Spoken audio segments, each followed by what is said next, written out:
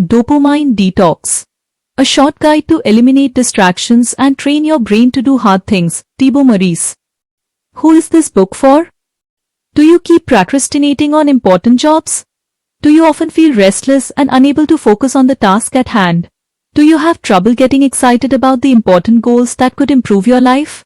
If so, you might need a dopamine detox. In today's world where distractions are everywhere, our ability to focus has become a scarce commodity.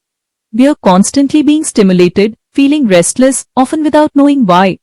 When the time comes to focus on the key tasks that would enable us to make progress toward our goals, we can often find a plethora of other things to do. Instead of working toward our goals, we might pop out for a walk, grab a coffee, check our emails, or reorganize our files instead. Everything seems like a great idea, everything except the very thing we should be doing.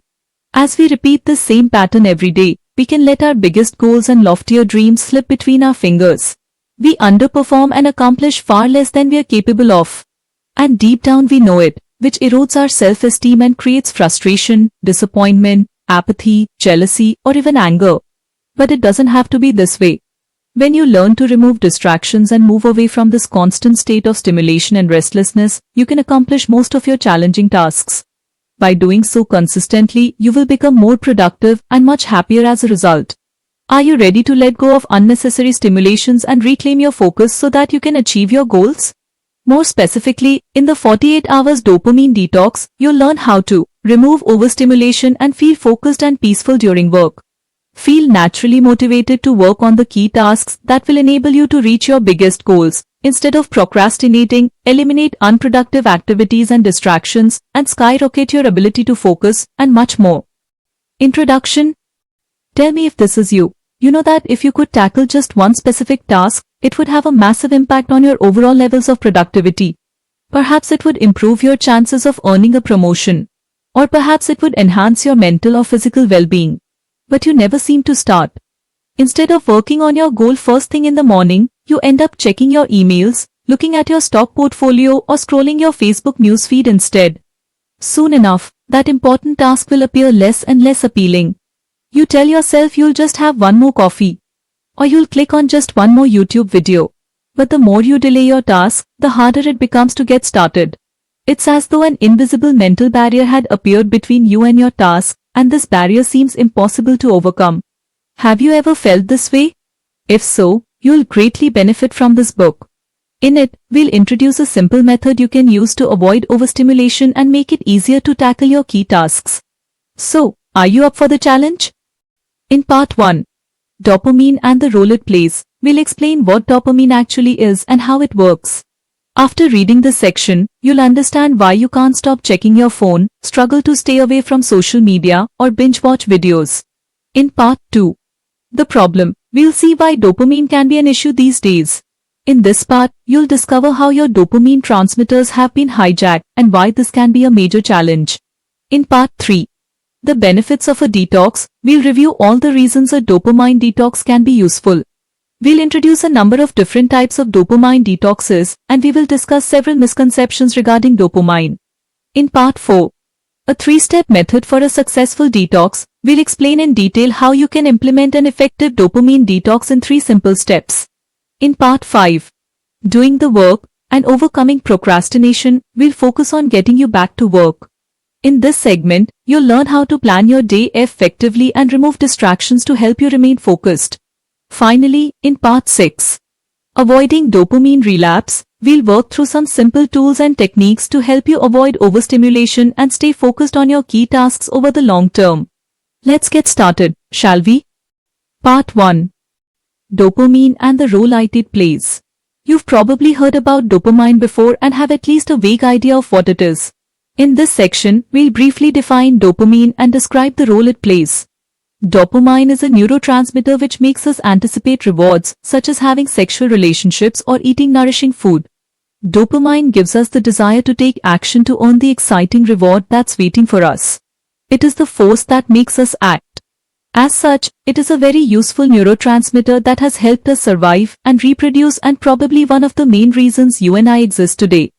Contrary to what many people believe, dopamine is not a pleasure chemical.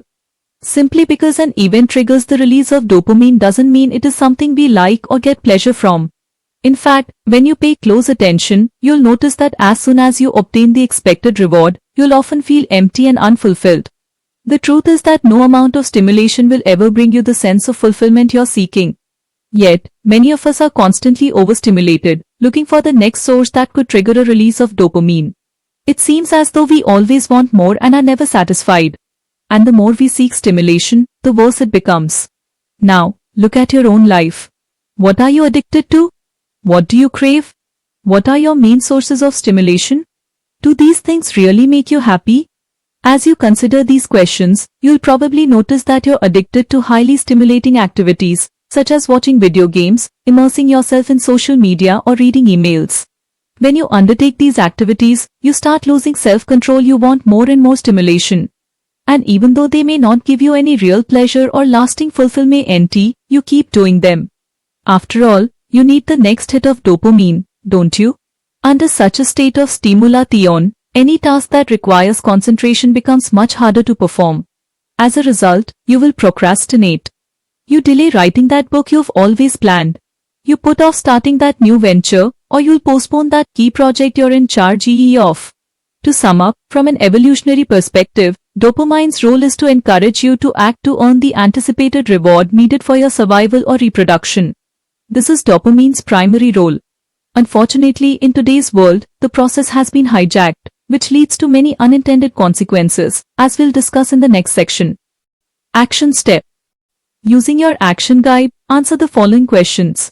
What are your main sources of stimulation? Do they really make you happy?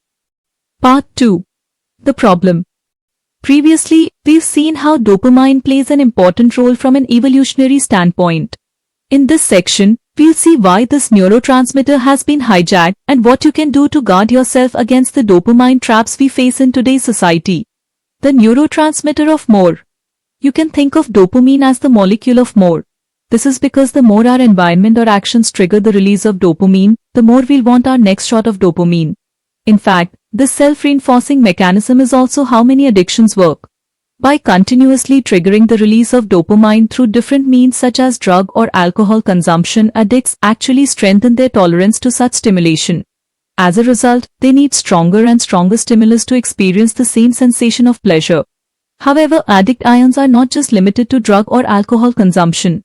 In truth, many activities can become somewhat addictive. For example, gambling, sex, shopping, thoughts or rumination, video games, exercise, to extreme work. What about you? Are you currently addicted to anything?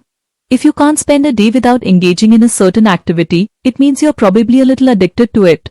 Fortunately, as we'll see later, there are ways to limit the amount of stimulation we are exposed to each day. And, as we reduce our exposure to stimulating activities, we will naturally increase our focus and boost our productivity levels. Now, let's see how your dopamine neurotransmitter is being hijacked in today's world. More importantly, let's see the specific things you can do to regain control. Action step. Using your action guide, write down a past situation when you couldn't stop doing something. Are there any activities you can't stay away from for one whole day? Write it down as well. Your dopamine neurotransmitters are being hijacked. Your focus is a scarce asset, which is why marketers spend billions of dollars to attract your attention. Many apps are designed to hook you. Social media companies like YouTube, Facebook, and Instagram know that the more time you spend on their platforms, the more money they make through advertising. Perhaps one of their greatest recent discoveries is the use of notifications. How many times have you opened an app just because a red notification pops up on your screen? And how much time did you waste subsequently? I wouldn't be surprised if it ran into hundreds of hours each year. And, thanks to ever more sophisticated algorithms, companies have become better at hooking us. Amazon's book recommendation system is more accurate and widespread than any system a physical bookstore could create. Likewise, YouTube suggestions are heavily customized. And Facebook's customer research algorithm is quite amazing too. As a demonstration, try the following experiment. Visit your newsfeed, watch a couple of suggested videos on a similar topic and see what happens. The other day I watched a basketball video and immediately received a recommendation to view another one, so I watched it. And then, I watched another one, and so on. Now, the development of sophisticated algorithms has its pros and cons. On the plus side, it becomes easier to discover content you actually want to watch. On the negative side, it makes it easier to become stuck in a never-ending loop, watching one video after the other. In a sense, instead of using the internet to find information or communicate with loved ones, the internet has become the one using you. It does so by hijacking your focus and making you unproductive and, as a result, restless. Social media notifications are a great example of how your brain is being hijacked. Whenever you see a notification, you anticipate the reward you'll receive when clicking on it, which triggers the release of dopamine in your brain. However, this doesn't make you happy or fulfill you, at least not for long. Remember, dopamine is not a pleasure chemical. It is a neurotransmitter that is activated when you anticipate a potential pleasure. And that pleasure is usually temporary. Below are some other ways your dopamine neurotransmitters are being hijacked. Whenever you check your email, you're expecting a reward, which could be a message from a friend or some exciting news. Whenever you check stats, such as investment portfolio or website traffic stats, you expect a reward from seeing encouraging numbers. And the unpredictability makes it more exciting. Whenever you visit YouTube, you expect to watch interesting or exciting videos. Whenever you visit social media sites, such as Facebook, Twitter or Instagram, you're anticipating rewards such as likes or comments on your posts, messages from friends or interesting content. When you engage in any of the above activities, you risk becoming not only overstimulated but also distracted, and, as a result, you will lose your ability to focus. Whoever has succeeded in staying away from the internet or social media for a few days understands what a waste of time and focus such activities can be. What about you? How do you allow your dopamine neurotransmitters to be hijacked? Food craving. Hunting for food used to be one of our biggest drivers for action. Hunger, alongside the anticipation of a great reward food, leads us to act. And the food that gives us the most pleasure was highly nourishing, tasty, and often contained sugar. According to Professor Susanne Klaus, a biologist at the German Institute of Human Nutrition in Potsdam, our craving for sweet foods is innate. Sugar triggers the release of dopamine and makes us feel good. She wrote, experiments have shown that the combination of sugar and fat is especially effective in stimulating the brain's reward system. Therefore, it's hardly surprising that we like to get our daily dose of sugar and fat, is it? However, these days, most of us live in a different environment. Although we still need to feed ourselves, the feeling of anticipation that drove our ancestors to search for food has become irrelevant. We can simply visit our local supermarket and buy what we want. There is no need to exert much effort. And, for most of us, food is plentiful. Yet, our biology has remained the same. We still experience that feeling of anticipation when being presented with rich food. This is where the food industry comes in. In this industry, marketers spend millions to encourage us to buy their products. They discovered that, by adding sugar, among other things, they can not only make the food more palatable, but they make us crave more. For this reason, if you look at the list of ingredients contained in any processed food, you'll find sugar in most of them. However, I should mention that, while there is a debate on the actual addictive power of sugar, it is unlikely to be as addictive as cocaine, as you might have read in some online articles. Robert Lustig, professor of pediatrics at the University of California, San Francisco, asserts that sugar is addictive, but on the same level as nicotine, not drugs like heroin. As Dr. Ziauddin, a psychiatrist at the University of Cambridge, noted, the brain's reward system and the circuits that control eating behavior are the same ones that respond to drugs of abuse, but, unlike sugar, drugs of abuse seem to hijack those systems and turn off their normal controls. Furthermore, Tom Sanders, Emeritus Professor of Nutrition and Dietetics at King's College London, wrote, it is absurd to suggest that sugar is addictive like hard drugs. He also said, while it is true that a liking for sweet things can be habit-forming, it is not addictive like opiates or cocaine. Individuals do not get withdrawal symptoms when they cut sugar intake. To conclude, humans seem to have a natural craving for sugar and fat. While we may not be addicted to them per se, it might be a good idea to reduce our intake and lower our dependence on them, especially on sugar. Dopamine and constant stimulation can impair your ability to think. Long-term studies have shown that one of the best predictors of success is the ability to think long-term. People who repeatedly focus on where they want to be in the future make better decisions in the present. They tend to eat healthier food, be more productive at work, and save and invest more money than others. After extensive research into success, Dr. Edward Banfield of Harvard University concluded that long-time perspective, was the most important determinant of financial and personal success in life. He defined long time as the ability to think several years into the future while making decisions in the present. Unfortunately, these days, focusing on our long-term goals isn't an easy feat.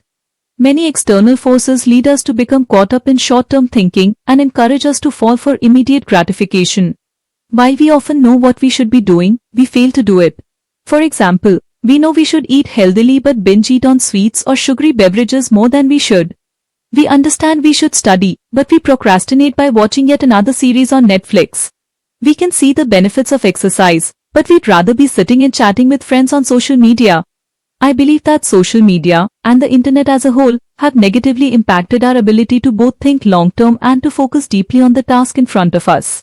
It is no surprise, therefore, that Apple CEO, Steve Jobs, prohibited his children from using phones or tablets even though his business was to sell millions of them to his customers. The billionaire investor and former senior executive at Facebook, Chamath Palihapitiya, argues that we must rewire our brain to focus on the long term, which starts by removing social media apps from our phones. In his words, such apps wire your brain for super-fast feedback. By receiving constant feedback, whether through likes, comments, or immediate replies to our messages, we condition ourselves to expect fast results with everything we do. And this feeling is certainly reinforced through ads for schemes to help us get rich quick, and through cognitive biases, i.e., we only hear about the richest and most successful YouTubers, not about the ones who fail. As we demand more and more stimulation, our focus is increasingly geared toward the short term and our vision of reality becomes distorted. This leads us to adopt inaccurate mental models such as, success should come quickly and easily, or I don't need to work hard to lose weight or make money. Ultimately, this erroneous concept distorts our vision of reality and our perception of time. We can feel jealous of people who seem to have achieved overnight success. We can even resent popular YouTubers. Even worse, we feel inadequate. It can lead us to think we are just not good enough, smart enough, or disciplined enough. Therefore, we feel the need to compensate by hustling harder. We have to hurry before we miss the opportunity. We have to find the secret that will help us become successful. And, in this frenetic race, we forget one of the most important values of all, patience.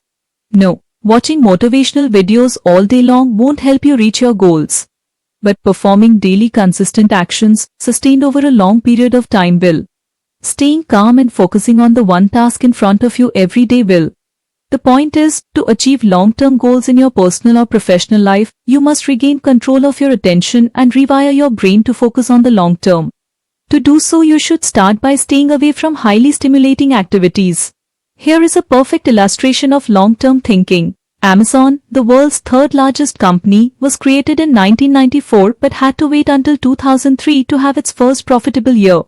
That year, it generated a net profit of $35 million after reporting a net loss of $149 million the previous year.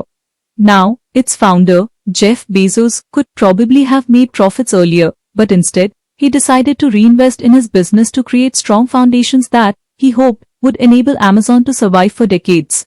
I encourage you to do the same in your personal and professional life. Build the foundations for success one brick at a time. Build them strong so that they won't collapse at the first obstacle or setback. Remember, long-term thinking is the secret to achieving your goals. But it won't happen today or tomorrow. You must develop the art of patience and consistency. To do so, eliminate the distractions that make you feel restless. Remove the external stimulations that prevent you from focusing on the long-term picture. Then, you will stand a much better chance of ending up where you want to be in the coming years. The bottom line is this. In many aspects, today's society is designed to hijack your dopamine neurotransmitters. And, unfortunately, this is not designed in your best interest. It is designed to empty your wallet as effectively and thoroughly as possible. However, and more importantly, it dramatically erodes your ability to focus, making you feel restless and often bad about yourself. Overstimulated, you find yourself unable to do the difficult things that would have the greatest positive impact on your life and on the lives of people around you. Action step using your action guide. Complete the prompt below by being as specific as possible. My brain is being hijacked when you're overstimulated. While there are many reasons to procrastinate, the most important one and the one overlooked most often is overstimulation. When you are calm and focused, doing your main work can be surprisingly easy. You might even be excited, looking forward to making progress toward your biggest goals each day.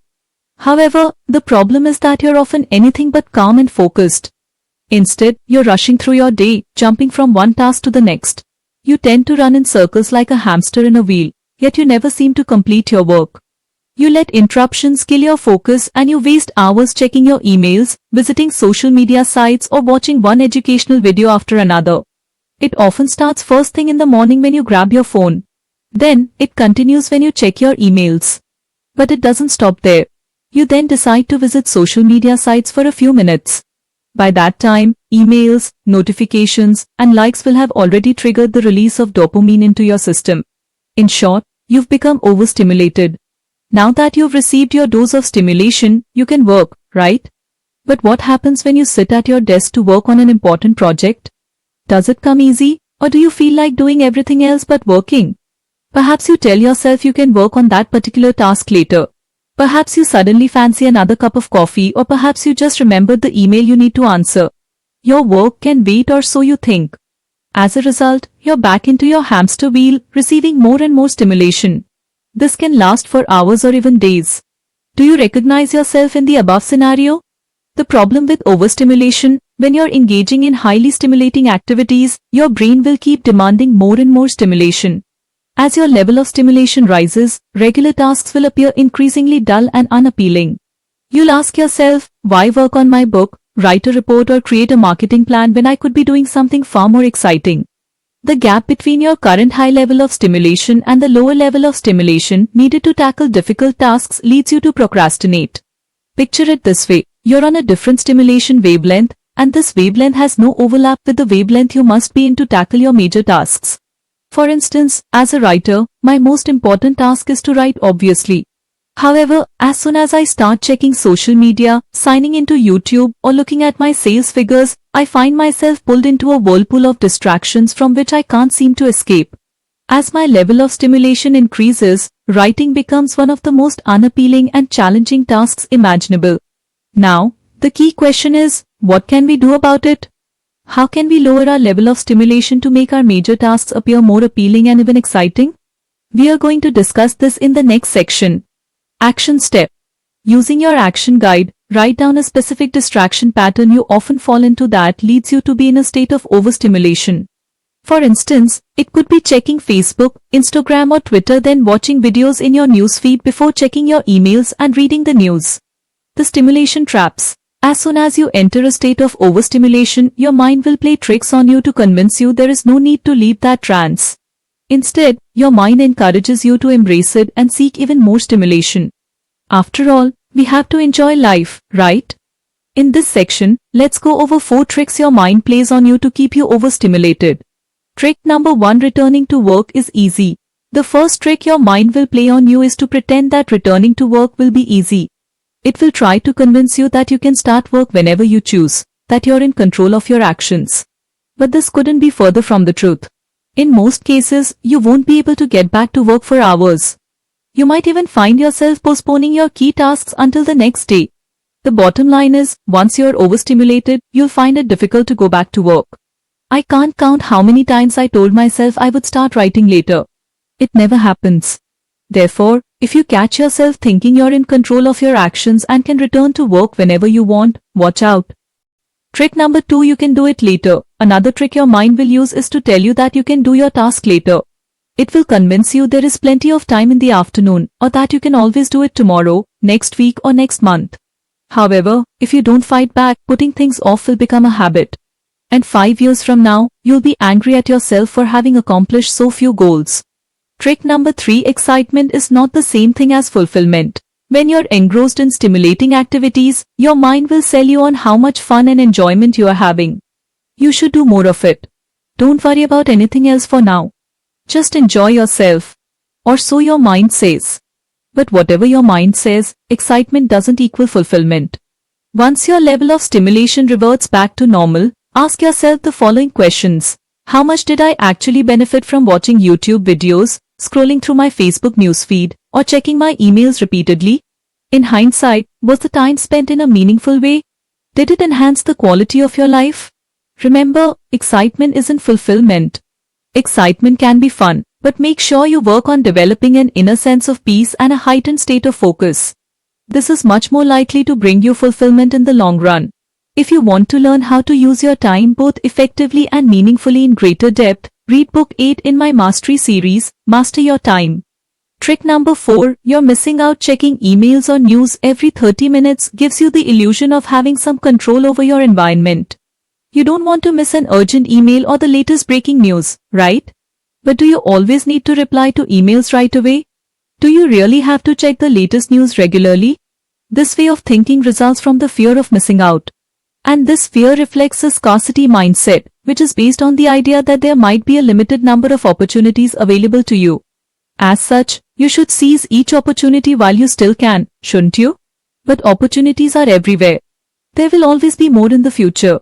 Thus, if you miss a piece of news, were unable to join a particular event, or fail to watch your favorite YouTuber's last live video, it's okay. Sure, I wouldn't recommend you miss the birth of your children or the wedding of your brother or sister, but for most events, it doesn't matter. Personally, I seldom read the news and never answer my phone unless I know who the caller is. And I almost never worry about missing a specific event because I know there will always be more events to enjoy in the future. What about you? Do you experience the fear of missing out? As you go through your day, take note of whenever you fall into these traps. Awareness will help as you start to work on lowering your level of stimulation and becoming more focused on your goals.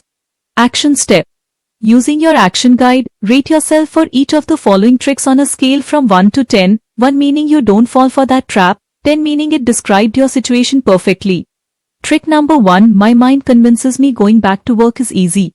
Trick number 2, my mind tells me I can do it later. Trick number 3, my mind makes me believe that excitement is similar to fulfillment. Trick number 4, my mind tells me opportunities are limited. Part 3. The benefits of a detox. The different types of dopamine detox and their respective benefit. So far, we've seen that one of the major problems preventing you doing the hard work is overstimulation. Therefore, the solution to tackling your major tasks is to reduce your level of stimulation. This is what the dopamine detox is for. What is dopamine detox? Dopamine detox describes the following process: the reduction of stimulation to prevent overstimulation and put you in the proper state of mind to tackle major tasks. Quick disclaimer. Scientifically speaking, the term dopamine detox is incorrect as it seems to imply that you're releasing too much dopamine into your system. In truth, when you're overstimulated, you simply need more external stimuli for the same amount of dopamine to be released. A dopamine detox helps reduce stimulation, thereby allowing you to revert to a more natural state. When you need less stimulation, seemingly challenging, boring or tedious tasks will become more appealing and easier to tackle. Now, let's have a look at the different types of dopamine detox available. In this book, I will introduce you to 3 distinct types as below: the 48-hour complete dopamine detox, the 24-hour dopamine detox, the partial dopamine detox. Let's describe each process in greater depth and discuss how they work. The 48-hour complete dopamine detox. This is the most demanding type of dopamine detox. The premise is simple. You must eliminate most or all sources of external stimulation for a total of 48 hours. Doing so will help you reduce your overall level of stimulation and revert to your natural state. You will feel much calmer and find it easier to focus on any specific important task. By eliminating all external sources of stimulation, I mean you need to remove the following things from your life for 48 hours. Drug or alcohol consumption, exercising, internet, movies, music, except perhaps for relaxation music, phone, social media, sugar or processed foods, and video games. Each of the above activities stimulates you, some more than others. Now, you might wonder, if I eliminate these distractions, what should I be doing instead?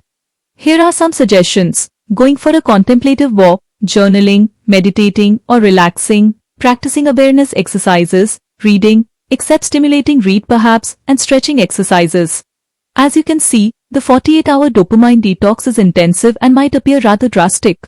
But it could be even more extreme. One of my friends, Nils, attended a Vipassana retreat, which is a 10-day meditation retreat. During the 10 days, the participants are required to maintain complete silence and have no gesture or eye contact with anyone. Have no physical contact, take no physical exercise, stop smoking, drinking, or taking any other drugs, give up their phone and internet, and have no outside contacts, avoid music, reading, and writing, and avoid filming or taking pictures. By comparison, the 48-hour dopamine detox sounds easy, right?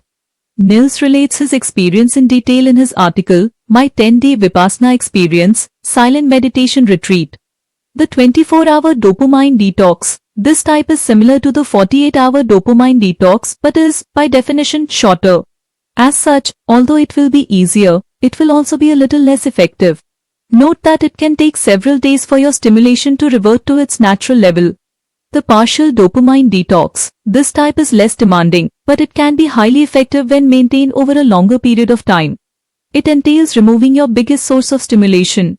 Usually, one specific activity acts as your greatest distraction. For instance, for me, it is YouTube. What about you? What's your biggest source of stimulation? In the next section, we'll see how to identify it and what to do to eliminate it effectively. Action step.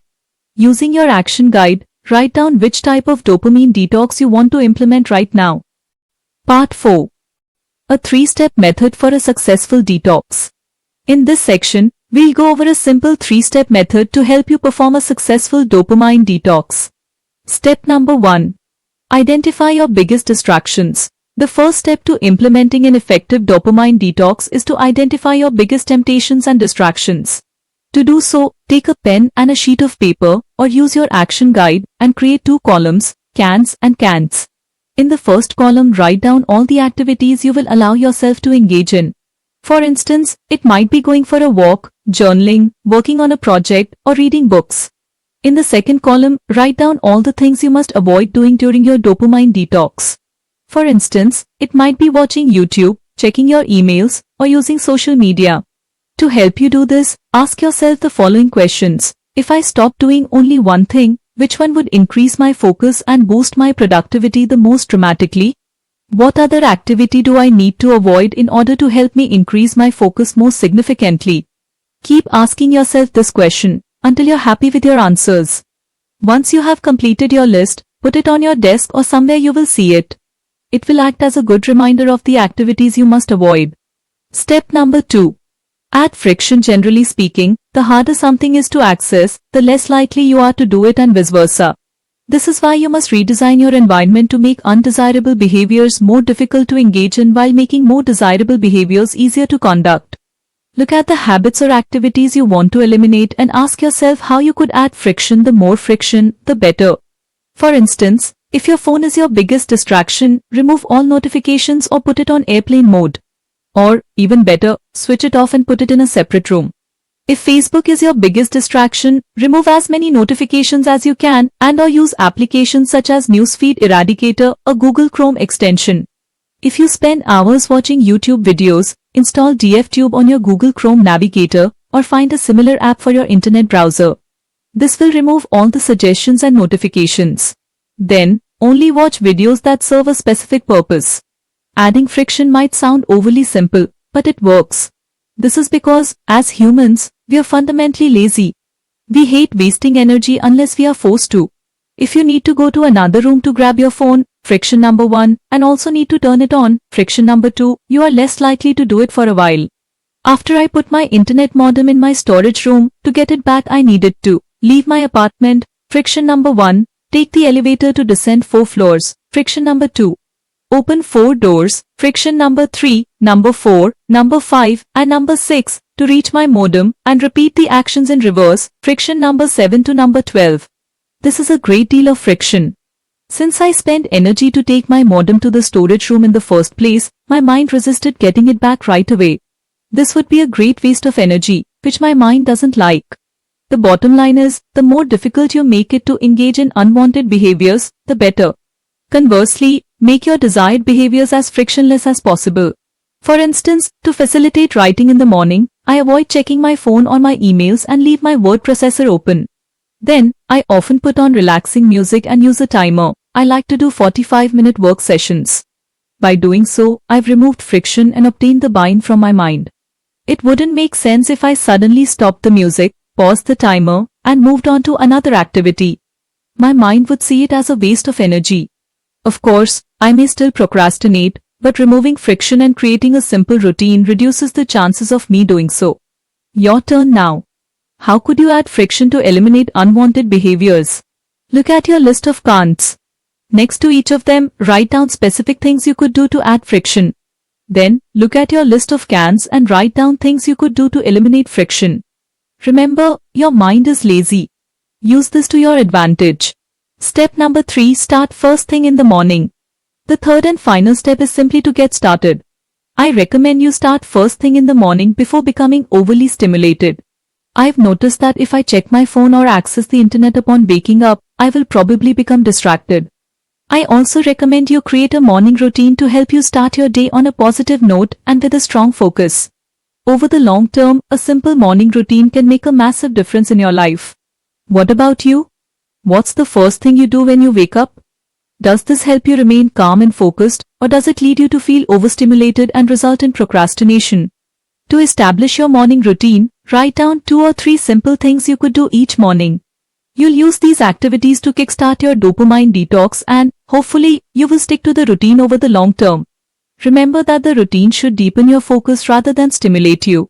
For instance, you could meditate, stretch, listen to some relaxation music, write down your goals for the day, write down 3 things you're grateful for, or repeat positive affirmations.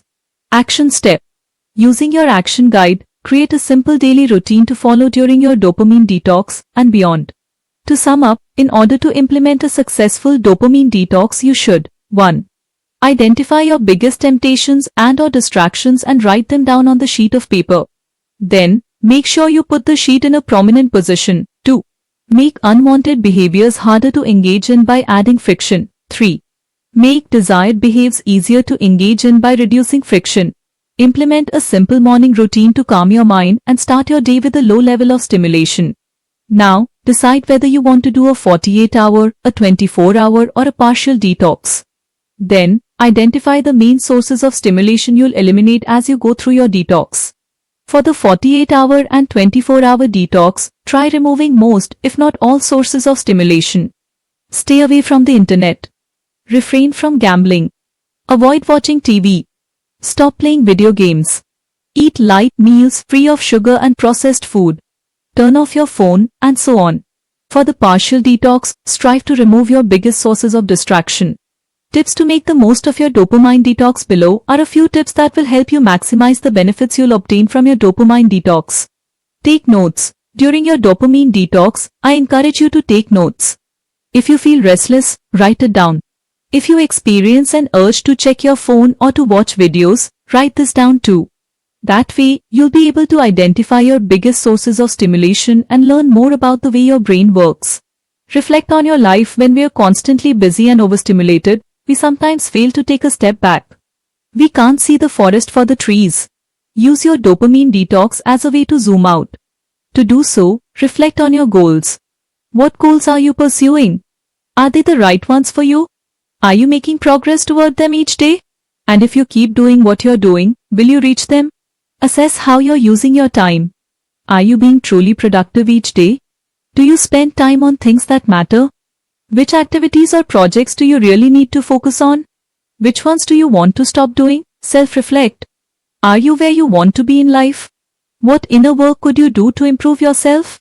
Solve your problems. If you have any problems or worries, write them down alongside potential solutions. Just putting your thoughts on paper can help you declutter your mind and gain clarity. This is because it's difficult to address thoughts that stay in your mind. You tend to ruminate on them. On the other hand, writing them down makes them more concrete. It helps clarify your thinking.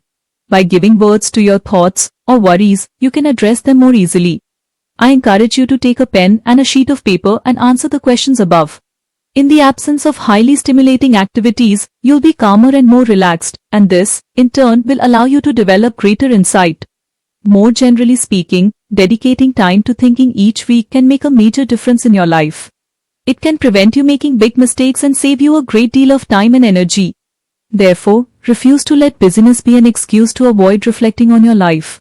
Identify your fears. Finally, our never-ending search for stimulation is often an attempt to hide our fears. Being busy enables us to avoid having to face unpleasant feelings and scary truths about ourselves. Thus, if you notice certain disempowering thoughts or underlying fears, write them down too. Part 5. Doing the work and overcoming procrastination. One of the main goals of a dopamine detox is to lower your level of stimulation to help you feel more motivated to work on key tasks. In this section, we'll see what you can do to maintain the momentum and overcome your tendency to procrastinate. Plan your day. Being intentional with your day is an effective way to boost your productivity. When you take time each day to decide what you want to accomplish, you limit the risk of distraction. Consequently, the more intentional you are, the better. Planning your day is important for the following reasons. It gives you an opportunity to clarify which tasks are important and which ones aren't. It reduces the odds of your mind distracting you during the day. Because you know exactly what you have to do, you can move from one task to the next smoothly and without distractions. You will feel less stressed and more in control. Instead of reacting to your environment and letting it distract you, you will move toward your goals proactively. How to plan your day? You don't need fancy tools to plan your day. Instead, you can use a secret technique forgotten by many: pen and paper. Simply write down a few key tasks you must achieve today. 3 to 5 tasks might be ideal. Place them in order of importance and start working on your first task. Once you complete it, proceed to the next. Repeat the process until you have completed all the tasks on your list. Now, here are a few things to consider. Make sure these are key tasks that move the needle forward. To help you identify your major tasks, you can ask yourself the following question: if I could complete only one task today, which one would have the greatest impact? If you're still unsure, ask yourself this question: if I could complete only one task today before taking a month off, what would that task be? You'll notice that your most important tasks are often the ones you want to do the least. Perhaps it's because they are challenging. Perhaps you don't know where to start. Or perhaps they're boring. But your dopamine detox will help make these tasks easier to tackle. Note that you can use the same method to set weekly, quarterly, monthly, and yearly goals. I also recommend you create a long-term vision. It could be a 5 or 10-year plan. Of course, it won't be perfect, but simply having an idea of the direction to follow will make a huge difference. To set short-term goals, reverse engineer what you must do to reach your long-term goals. For instance, if I want to write a book in the next 90 days, one goal could be to create an outline. Another could be to complete the first draft. And to hit that target, I could establish a specific daily word count. Action step: using your action guide or a separate sheet of paper, write down your daily and weekly goals. Schedule one major task to work on each morning. While there are thousands of books on productivity, only a few principles matter. I believe the most important one is to identify your key task and tackle it first thing in the morning, and do this consistently. Even though you might have a never-ending to-do list, there are always a few major tasks that, when completed, will skyrocket your productivity. Unless you can complete them, nothing else will really matter. The key to productivity can be summarized in 3 words. 1. Focus. 2. Consistency. And 3. Impact. 1. Focus is your ability to maintain your concentration and avoid distraction or procrastination while working on your tasks. 2. Consistency means developing the habit of working on your key tasks every day, week after week, month after month, and year after year. 3. Impact means identifying your key tasks, the ones that have the greatest impact on your long-term success, and working on them as often as possible. Productivity can then be defined as having consistent focus on your most impactful tasks. Now, let's see what you can do specifically to stay focused on your most important task each day. Develop laser-sharp focus. Your ability to develop laser-sharp focus is one of the most important things you can do to improve your productivity. By focusing on your key tasks consistently for just 45 minutes daily, you can make more progress than you can with almost anything else you could be doing instead. In this section, we'll discuss specific things you can do to build your focus and complete your key tasks each day. 1. Be at the same place, at the same time every day. As we mentioned before, a simple daily routine will help you condition your mind, help you feel more in control, and lower your stimulation. As a result, starting work will become easier. One thing that will strengthen your routine is to be at the same place at the same time each day. The famous writer, Stephen King, sits at his desk every day at the same time and writes. He doesn't wait for inspiration to come. Instead, he starts, knowing that inspiration will come as he immerses himself in his work. Do the same thing. Choose a time and place where you'll be tackling your major tasks each day. Then, practice doing it one day at a time, and you will gradually build your consistency and focus. Remember, productivity is nothing more than focusing on your most impactful tasks and doing so consistently. What about you? Where will you be when you dedicate time to do your most important work, and when will you start? 2. Choose a trigger. As you create your routine, choose a specific trigger. It could be making tea and sitting at your desk, or it could be completing your meditation session.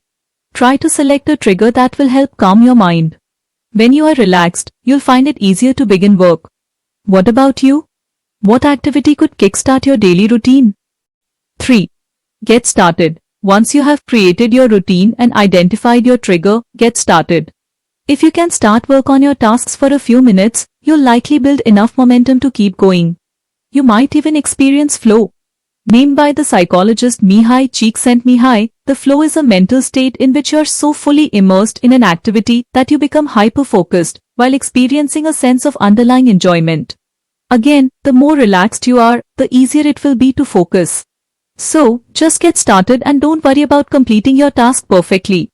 It's okay if you don't feel motivated or creative. Taking action will generate motivation and stimulate your creativity. 4. Eliminate distractions. When you work, remove all distractions.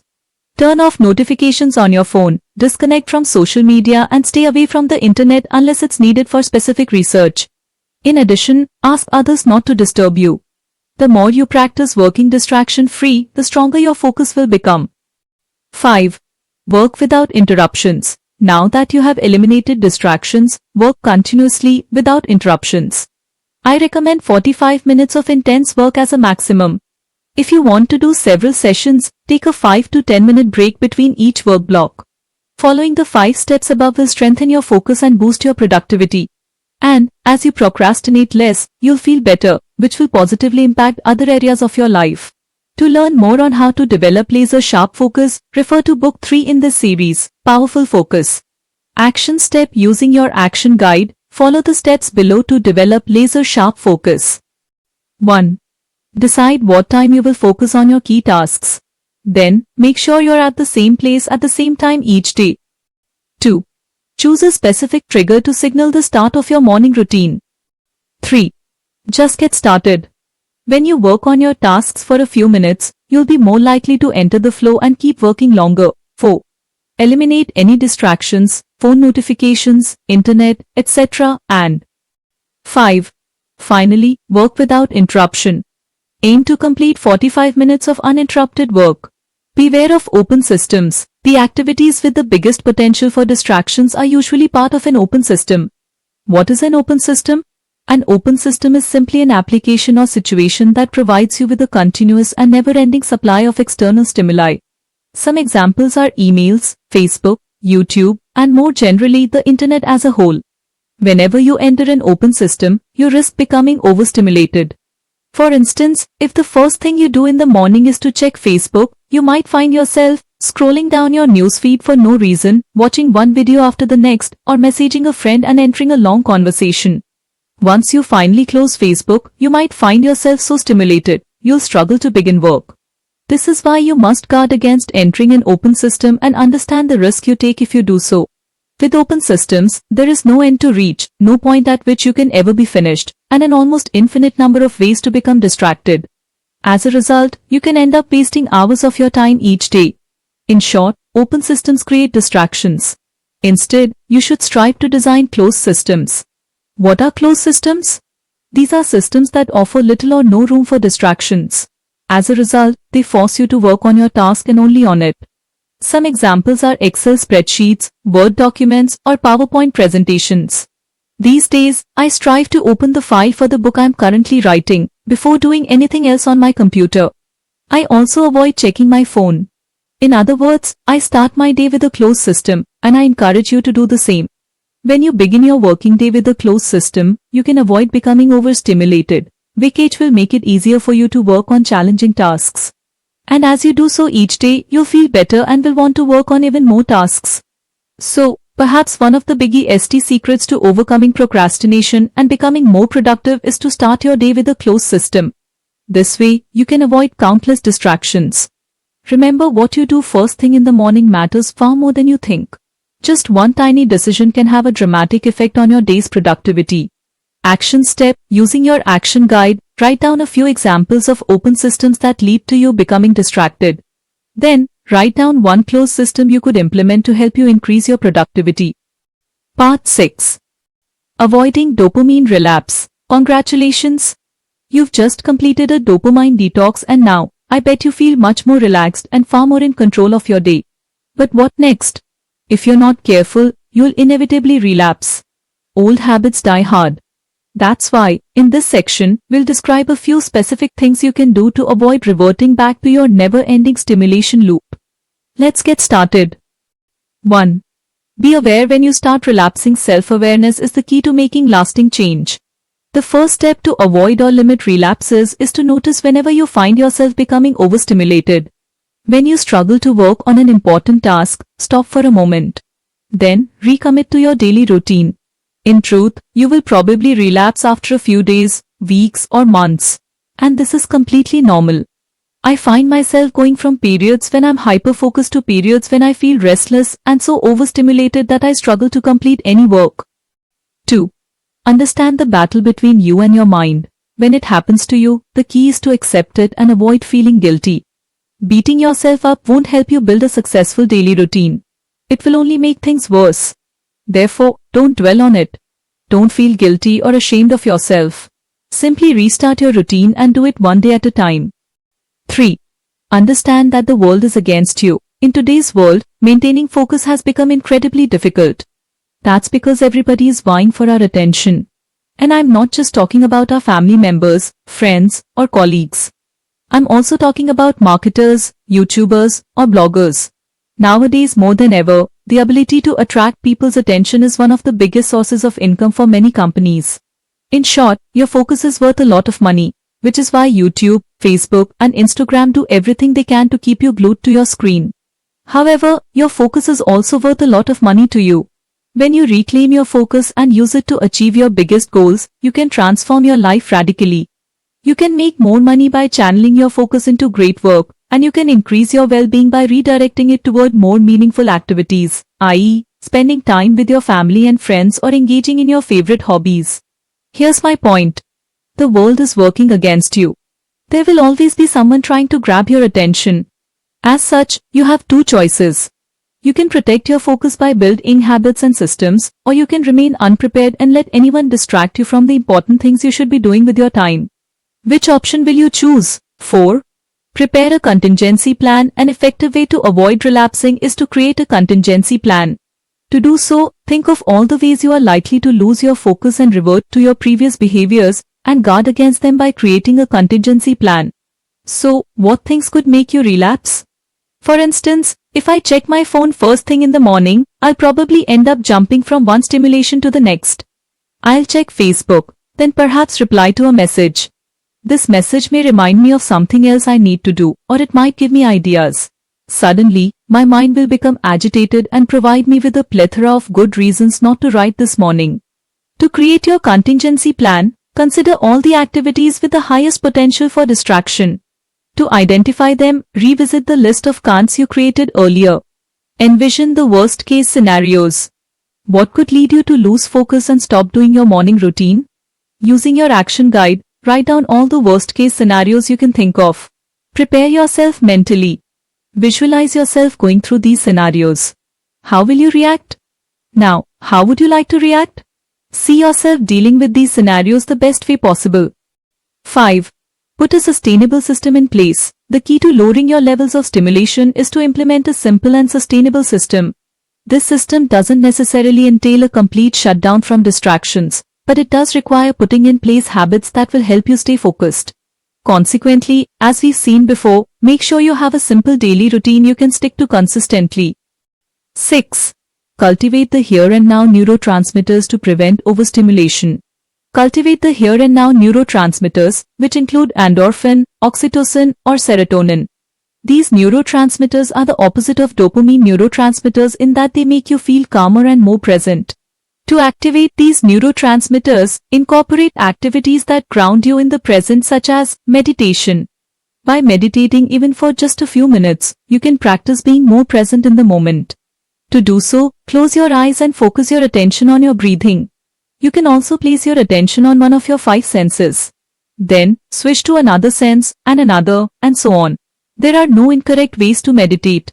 Look for meditation books for beginners, search for meditation videos online, or simply experiment and see what works best for you. Stretching. When you stretch, you automatically relax your body and slow your breathing, which enables you to feel calmer and more present. Mindfulness. This means being aware of what's going inside you and around you. There are many ways to practice mindfulness. For example, you can eat slowly while noticing each flavor or texture. Or you can place your attention on your body and observe all the sensations you're experiencing from head to toe. You could also practice completing household or work-related chores while trying to be as present as possible. Contemplative walking.